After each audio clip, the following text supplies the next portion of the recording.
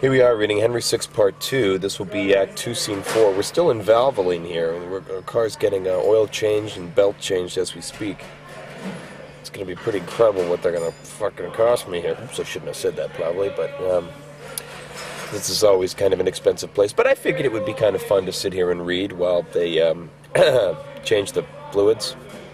Okay, Act 2, Scene 4. Enter Gloucester and his servants in mourning cloaks. Thus sometimes hath the brightest day a cloud, and after summer evermore succeeds barren winter with his wrathful nipping cold, so cares and joys abound as seasons fleet. Sirs, what's o'clock? 10, my lord. 10 is the hour that was appointed me to watch the coming of my punished duchess. Uneath may she endure the flinty streets, to tread them with her tender-feeling feet. Sweet Nell, can thy noble mind abrook the abject people gazing on thy face with envious looks, laughing at thy shame, that erst did follow thy proud chariot wheels, when thou didst ride in triumph through the streets? But soft, I think she comes. I'll prepare my tear-stained eyes to see her miseries. Bottom side. Bottom side. Enter Eleanor barefoot and a white sheet about her, with a wax candle in her hand, and verses written on her back and pinned on, and accompanied with the Sheriff of London and Sir John Stanley, and officers with bills and halberds and commoners. So please your grace, we'll take her from the sheriff. No, stir not for your lives, let her pass by. Don't want to interrupt you, but your rear wiper is torn as well. Did you want to replace that? No, because it actually doesn't work. Okay, no problem. Yeah. Not a problem. Come you, my lord, to see my open shame? Now thou dost penance, too, look how they gaze. See how the giddy multitude do point and nod their heads and throw their eyes on thee. Ah, Gloucester, hide thee from their hateful looks, and in thy closet pent up rue my shame, and ban thine enemies, both mine and thine. Be patient, gentle Nell, forget this grief. Ah, Gloucester, teach me to forget myself. For whilst I think I am thy married wife, and thou a prince, protector of this land, methinks I should not thus be led along, mailed up in shame, with papers on my back, and followed with a rabble that rejoice to see my tears and hear my deep-vet groans. The ruthless flint doth cut my tender feet, and when I start the envious people laugh, and bid me be advised in how I tread. Ah, Humphrey, can I bear this shameful yoke? Trust thou that ever I'll look upon the world, or count them happy that enjoys the sun? No, dark shall be my light, and night my day. To think upon my pomp shall be my hell. Sometimes I'll say, I am Duke Humphrey's wife, and he a prince and ruler of the land. Yet so he ruled, and such a prince he was, and he stood by, whilst I, his forlorn duchess, was made a wonder and a pointing stock to every idle rascal follower.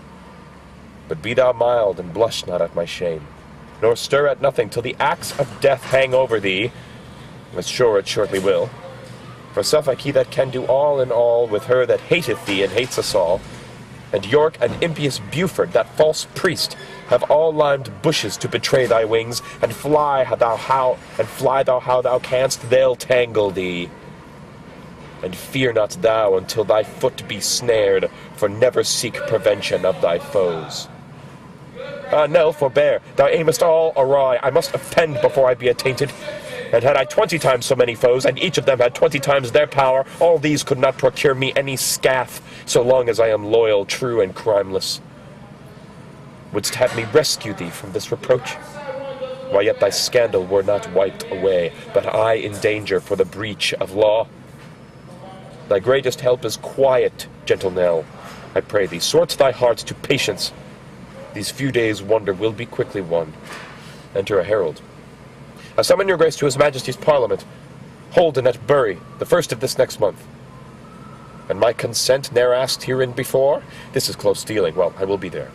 By now I take my leave, and master sheriff, let not her penance exceed the king's commission. And it please your grace, here my commission stays. And Sir John Stanley is appointed now to take her with him to the Isle of Man.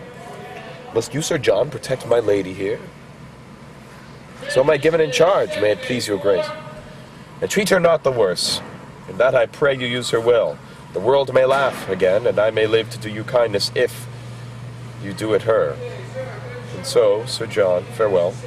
Gloucester begins to leave. What, gone, my lord, and bid me not farewell? Witness my tears. I cannot stay to speak. Exeunt Gloucester and servants. Art thou gone too? I'll comfort go with thee, for none abides me here. My joy is death. Death, at whose name I oft have been afeard, because I wished this world's eternity. Stanley, I prithee go and take me hence. I care not whither, for I beg no favour. Only convey me where thou art commanded. Why, madam, that is to the Isle of Man. They're to be used according to your state. That's bad enough, for I am but reproach. And shall I then be used so reproachfully?